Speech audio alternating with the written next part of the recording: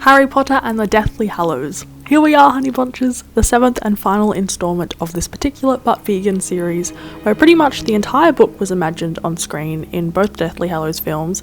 I mean, perhaps the means to certain ends were not brought to life in exactly the same way as they happened in the books, in the same locations and whatnot, but rather were guided by what made narrative cinematic sense. The start of part 1 kicks off the political, personal, familial and enemy storylines in a succession of scenes before bringing the narrative back to Harry.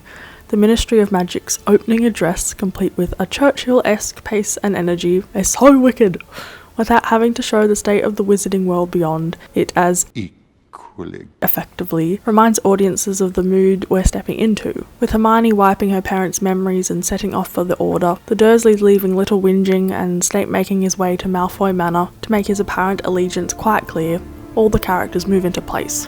When we pick up things with Harry back at Privet Drive and the 15, or roundabouts there anyway, magical chauffeur service for the most desirable knocks on the door, the established feelings in the previous film of how much Hermione and Ron mean to Harry feel summed up in the hugs given to each of them as they step inside the door, and also later when the trio survive the journey to the Burrow. Before the final magical wow moment happens in the series with the whole 7 Harry's business happening, we finally get to meet Bill Weasley, which, as Harry mentions in the book, there really is no other way to describe him other than cool, which is definitely achieved, I feel, through the casting of Domhnall Gleeson. In these last 2 films, you often find that small details from the books are mentioned in passing, like when freshly polyjuice potioned Ron says, "I knew Ginny was lying about that tattoo." Which, if you didn't know, is a reference to the 6th book when Ginny mentions to Harry in the Gryffindor common room that Romilda Vane had been asking her whether it was true that Harry had a hippogriff tattooed across his chest. To which Ginny replied that he had a Hungarian horntail instead, as that's much more macho.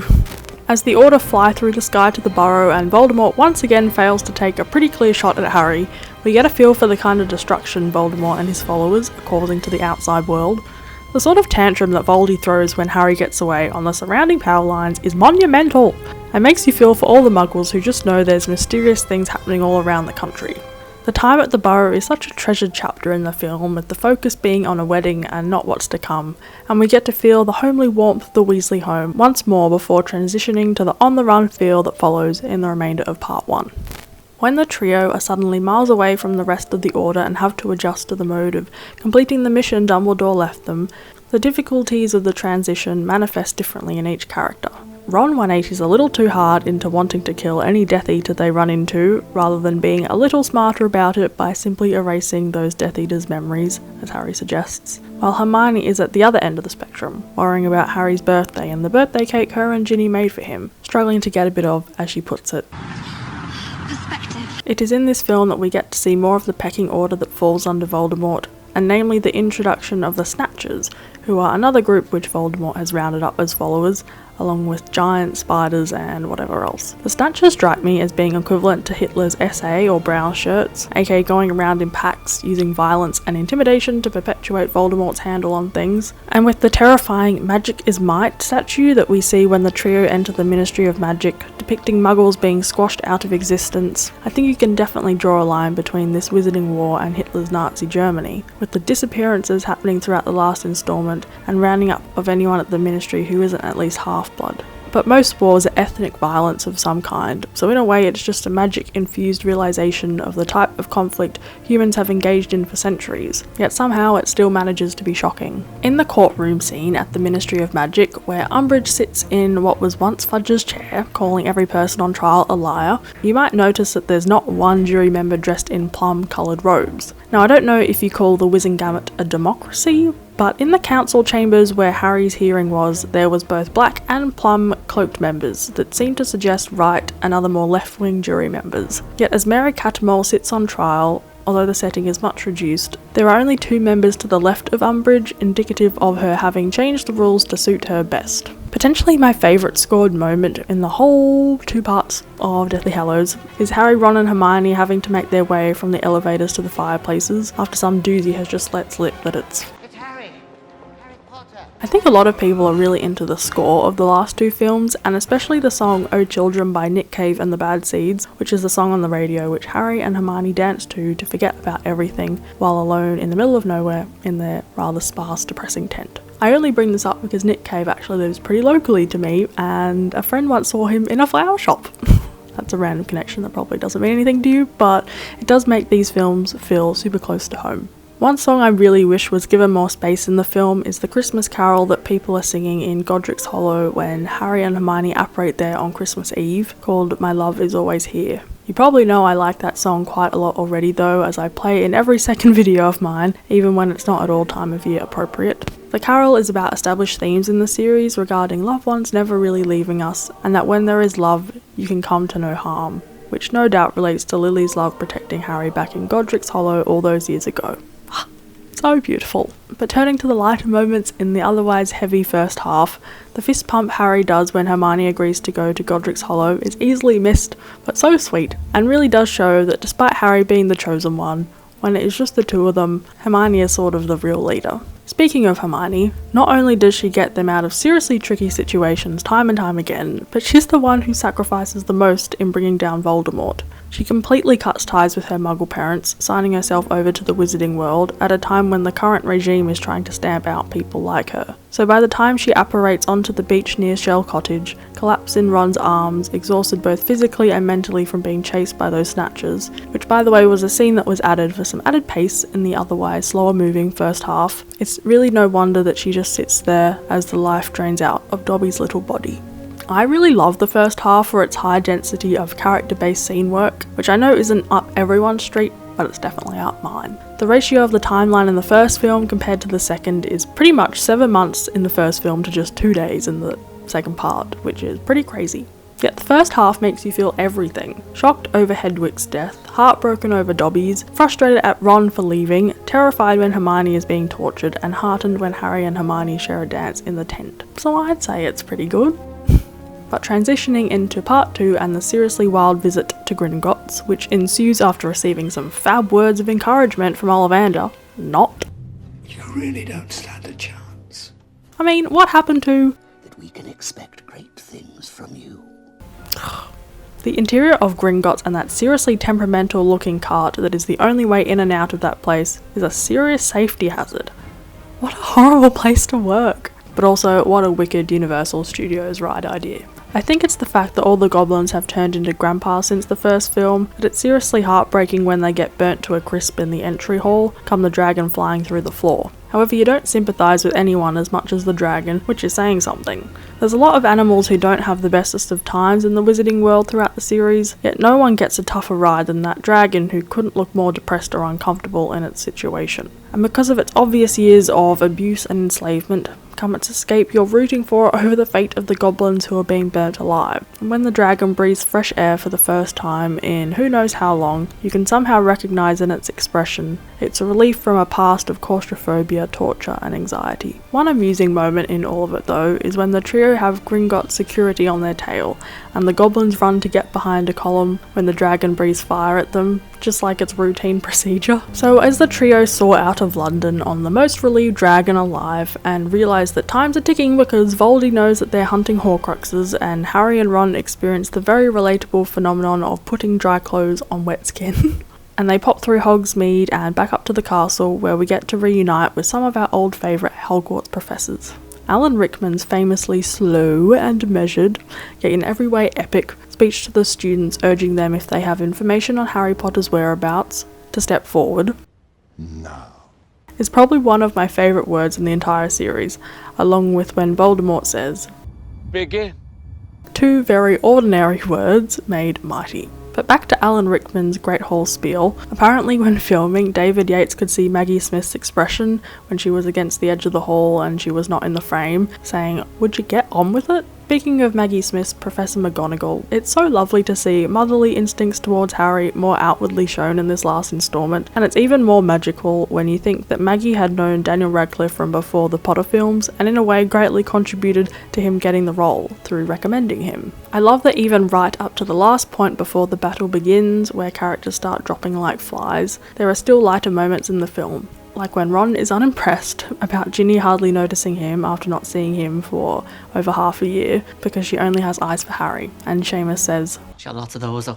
There's only one, Harry. Or when Filch asks Professor McGonagall regarding Slytherin House. Exactly where is it? I'll be leading them to, Mom. Probably wanting to explain the logic of how some characters died and others didn't. I often wonder how some professors survived, like Professor Sprout for example, who used plants like Devil's Snare to attack Death Eaters, while others like Professor Lupin, who taught the dark arts himself, don't make it. It's just not fair. Although you do get a glimpse at how Professor Slughorn survived in the films as he walked down the steps to help create the protective shield around Hogwarts. A vial of liquid luck sure would come in handy for such a night. I think why the Battle of Hogwarts is so absorbing to watch is that it's a mammoth event that somehow is so tightly woven with the score, making it emotional. While for the most part we stick by Harry, Ron and Hermione as they work as one seriously cohesive unit and weave their way through the fighting, we see enough of the action married together with the orchestral score that conveys the seriousness and heaviness of what everyone taking part is feeling, even if we don't see everything that they are doing. The fighting is also so satisfying to watch as it's equivalent to Muggle medieval combat, aka one-on-one sword-on-sword action, yet it has so much more creativity than that because of the swords being swapped for wands, making it the most entertaining combination, if that's not too violence-loving sounding of me to say. But going back to the synchronicity of the trio, the destruction of the Diadem Horcrux is such a moment that's the result of 7 years of fierce friendship and adventure together to the point where they can all be thinking the same thing to execute something difficult. They destroyed previous Horcruxes with just 2 of them, yet when they're unbelievably tired, remembering that the morning of the Battle of Hogwarts they were jumping on a dragon to get out of Gringotts, they are able to each do a little bit in destroying the Horcrux to get it over and done with as quick as ripping off a band-aid. Harry even channels a Hermione move in the Room of Requirement when he flicks down the random junk to try and stem the ferocity of the fire.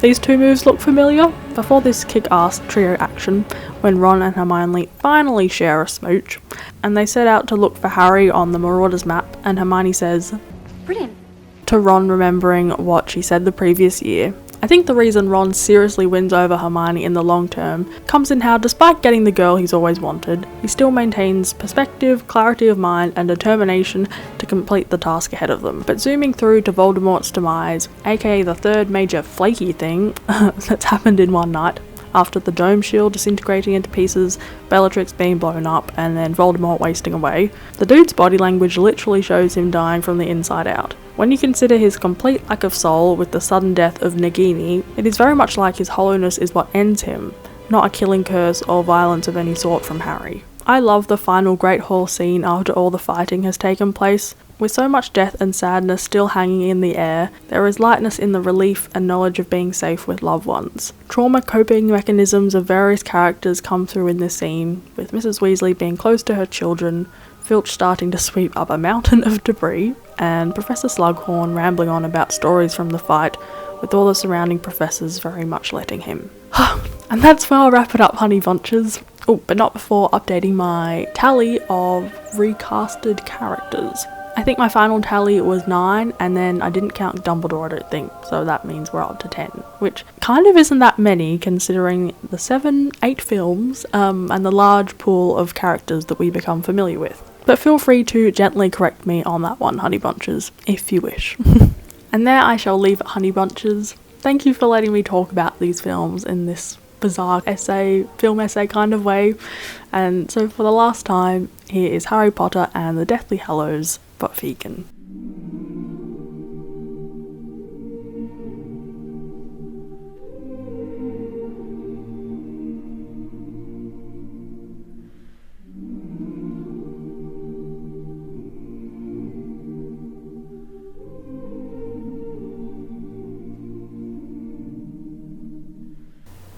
Hello honey bunches! So in the films you can find food, but there's nothing too substantial and I wasn't super inspired by anything I saw, so I turned to the books for this last one.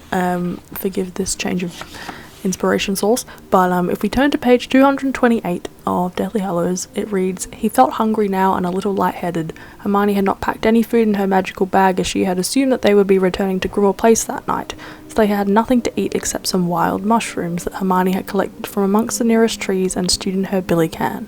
After a couple of mouthfuls, Ron had pushed his aside and was looking queasy, and Harry only persevered so as to not hurt her feelings." So I'm inspired by the words wild mushrooms and then totally doing a few steps away from that, doing some creative licensing and whatever, and making some caramelized onion and mushroom tartlets, which mushrooms are a co-star of the dish. They're not wild, I just used regular button ones because ease of accessibility, hey? But they're delicious, and this is a great recipe that even if you're feeding it to someone who doesn't like mushrooms, it'll get them on board. So what you want to do is start off by caramelizing the onion, mushrooms and minced garlic, and I tried doing this with just doing the onions first, but there's really no point, even though you'd think they'd take longer. It's all good. So yeah, when they're looking like halfway there, add a splash of red wine vinegar, which will go whoosh, and you don't want to breathe that in because it's like the most vinegary steam and it like does weird things to your nostrils. And then you want to add some maple syrup, and those two things just like balance out the flavours and create a little party for your taste buds. And then add a knob of vegan butter, which also deglazes the pan, just marries all the flavours together, makes it indulgent and wonderful. And that's pretty much the topping. You could obviously add way more mushrooms if you wanted, play around with the ratios, up to you. So turn off the heat and add some thyme and some salt and pepper, and then you're good to make your tart shells or bases. I did mine in circular shapes just because I like the look of that. Obviously you do waste a bit of pastry that way, or have weird little shapes to use up later on, but whatever shape you decide to do, you could do like one big one or a rectangle, square, whatever. Just double up if you're using pastry sheets so as to increase the structural support, I guess. Yeah, so then as for the nut cheese, which I put on top, this is like the best bit. It just marries the pastry together with the filling, and it creates so much flavour, and it makes them really filling and delicious. And any like spreadable nut cheese that has like almonds or cashews as a base is what you want to look for. You might want to use your fingers to like help smush it around because it's a bit hard to do it with a fork anyway, and it sort of acts like glue, yeah, to secure the filling on top. I just used a bit of oil from this jar of almond baked feta, but you do you and use some other oil to like brush the remaining pastry. And yeah, if you leave a little edge around the edge of the tarts, like a rim, securing it down with a fork holds the two sheets together. But if you're like using a block, I think in like Canada or US they also sell puff pastry in like a block. I think that's right from my watching of like Hot for Food and other recipe videos. And so you add your topping and you're good to go. Depending on how much topping on top you like, what a sentence, you could make more or less. So yeah, and then pop them in the oven for about 20 to 25 minutes and you're good to go. I think this is a great recipe because I know a lot of people, if they're making like a 3-course dinner thing for friends or Christmas Day or whenever, they're like, okay, I get the side dishes and salads, I've got that covered, but I just have no idea what the heck to make as the main. And I can relate, even now, like I still get in a pickle sometimes with that, especially when there are different requirements from people. So yeah, it's a good main idea. Enjoy, honey bunches! You are seriously such a gem for watching Honey Bunches if you're still here, because there have been not hours but a lot of minutes involved in these 7 videos, so I really appreciate your attention from your eyeballs and your noggins if you've watched the whole thing, or if it's just been this one. Thanks for being here too. I really hope I haven't just stated the obvious for 7 videos straight for you really knowledgeable Harry Potter fans, and that something I said was a smidge amusing or mildly new and refreshing.